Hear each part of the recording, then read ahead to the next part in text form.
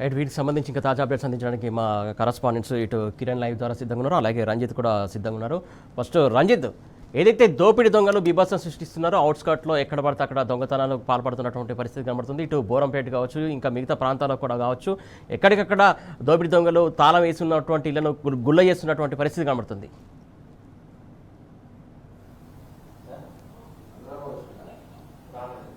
సురేష్, హైదరాబాద్ నగరంలో చూసుకున్నట్లయితే పోలీస్ వ్యవస్థ అనేది అంధకారంలో వెళ్ళినట్టుగా కనబడుతుంది. ఎందుకనంటే గత 10 సంవత్సరాల్లో తెలంగాణ రాష్ట్రంలోని పోలీస్ వ్యవస్థను దేశంలో ఎక్కడ లేని విధంగా ప్రతిష్టంగా ఏర్పాటు చేసి దానికి అనుగుణంగానే వచ్చేసి షీ టీంలను ఏర్పాటు చేయడము, దాంతో పాటుగా ప్రతి కాలంలో ఆనాటి ముఖ్యమంత్రి కేసీఆర్ ఆధ్వర్యంలో రాష్ట్రంలోని ప్రతి నియోజకవర్గంలో, ప్రతి కాలనీలో, ప్రతి డివిజన్లలో సీసీ కెమెరాలను ఏర్పాటు చేయాలని చెప్పేసి ఆనాటి ముఖ్యమంత్రి కావచ్చు, ఆనాటి పురపాలక శాఖ మంత్రి కేటీఆర్ కూడా ఆదేశాలు జారీ చేశారు. దాని ప్రకారమే దాదాపు 15,000 పైచీలకు వచ్చేసి హైదరాబాద్ నగరంలో సీసీ కెమెరాలు ఏర్పాటు చేసేసి కూడా నిఘా యంత్రాలు చేసిన ఘనత ఆనాటి ప్రభుత్వానికి దక్కుతుంది.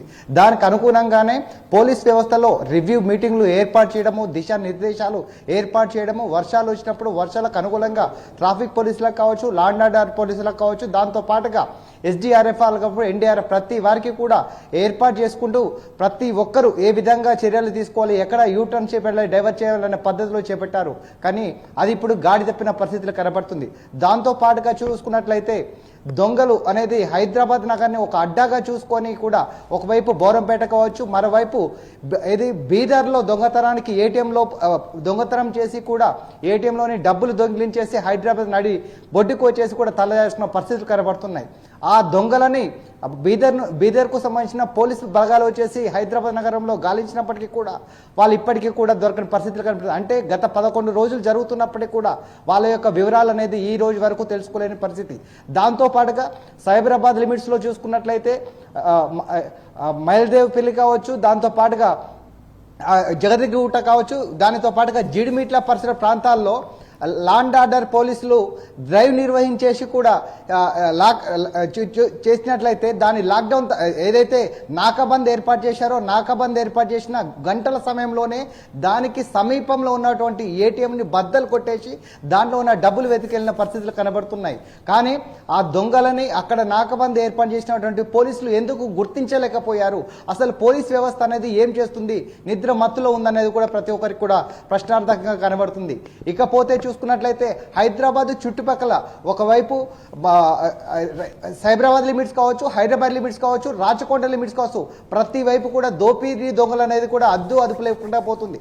దాంతో పాటుగా హైదరాబాద్ నగరంలో చూసుకున్నట్లయితే నిన్న 12 సంవత్సరాల ఒక అమ్మాయి పైన హైదరాబాద్ నగరం నడి బొడ్డులో ఏసీపీ ఆఫీస్కి కూతబీటు దూరంలో ఉన్నటువంటి కాలనీలో దొంగతనం, ఒక హత్యకు అంటే దొంగతనానికి వచ్చిన వాళ్ళ లేకపోతే అత్యాచారం చేయడానికి వచ్చారా, కానీ ఇంట్లోకి చొరబడి 12 సంవత్సరాల అమ్మాయిని హత్య చేస్తే ఆ దొంగలను ఈ రోజు వరకు చూడలేకపోతుంది, కనీసం కూడా దొరికించలేని పరిస్థితిలో ఉంది పోలీస్ వ్యవస్థ. అంటే ఏ విధంగా ఉందన్నది చెప్పవచ్చు.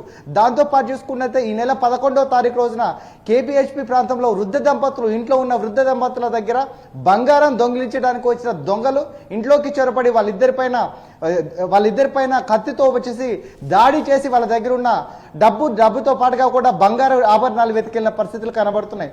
దాంతో చూసుకున్నట్లయితే 3 రోజుల క్రితం హైదరాబాద్లోని కూకట్పల్లిలో నగరంలో కత్తులు పట్టుకొని కూడా రోడ్లపై వెళ్తుంటే స్థానికంగా ఉన్న ఎమ్మెల్యే కేబిహెచ్పి పోలీస్ స్టేషన్లో సిఐకి ఫిర్యాదు చేసినా సరే వాళ్ళ మీద చర్యలు తీసుకోపోవాలనే వాళ్ళ ఇంటికి వెళ్ళి వాళ్ళపైన దాడి చేసిన పరిస్థితులు కనబడుతున్నాయి. అంటే నగరంలో రోజుకు వచ్చేసి హత్యలు పెరుగుతున్నాయి, మానభంగాలు పెరుగుతున్నాయి, దోపిడీ దొంగలు పెరుగుతున్నారు. దాంతో పాటుగా వచ్చేసి ట్రాఫిక్ వ్యవస్థ కావచ్చు, పోలీస్ వ్యవస్థ కావచ్చు, నిఘా యంత్రాలు, అంటే ఆనాటి ముఖ్యమంత్రి కేసీఆర్ నిఘా యంత్రాలను ఏర్పాటు చేసి హైదరాబాద్ నగరంలో ఒక సీసీ కెమెరా వచ్చేసి 100 మంది పోలీసులతో సమానమని ఒక నినాదంతో హైదరాబాద్లోని ప్రతి కాలనీలో సీసీ కెమెరాలు ఏర్పాటు చేసి క్రైమ్ రేటు తగ్గించారు. గత 10 సంవత్సరాల్లో చూసుకున్నట్లయితే క్రైమ్ రేట్ పరంగా చూసుకుంటే హైదరాబాద్ దేశంలోనే అగ్రగామిగా ఉన్నటువంటి రాష్ట్రాన్ని 20 నెలల్లో దాన్ని వచ్చేసి అట్టడికి స్థానానికి చేశారు. ఇకపోతే 24 గంటలు చేసినప్పటికీ కూడా చిన్నారి చంపిన ఎవరైతే హంతకులు ఉన్నారో వాళ్ళని ఈ రోజు వరకు కనిపెట్టలేదు అని అంటే ఏ విధంగా పోలీస్ వ్యవస్థ పనిచేస్తుంది అనేది కూడా కాంగ్రెస్ ప్రభుత్వానికి కావచ్చు, పోలీస్ వ్యవస్థకు కూడా ఈ ప్రజలు అనేది ఏ విధంగా అంటే ప్రజలు భయభ్రాంతిగా బతుకున్నారు. అసలు ఏం జరుగుతుంది తెలంగాణ రాష్ట్రంలో అంటే బయటికి వెళ్ళాలన్నా, మహిళలు బయటికి వెళ్ళాలన్నా, విద్యార్థులు స్కూల్కు పోవాలన్నా, అంటే చిన్న పిల్లల నుంచి వృద్ధుల వరకు, ఐటీ నుంచి లోకాలిటీ వరకు ప్రతి ఒక్కరికి కూడా ప్రతి అంటే ఇంట్లో నుంచి బయటికి పోతే బయట నుంచి ఇంట్లోకి వచ్చే వరకు కూడా అది ప్రాణాలు కూడా గుప్పిట్లో పెరుగుతున్న పరిస్థితులు కనబడుతున్నాయి.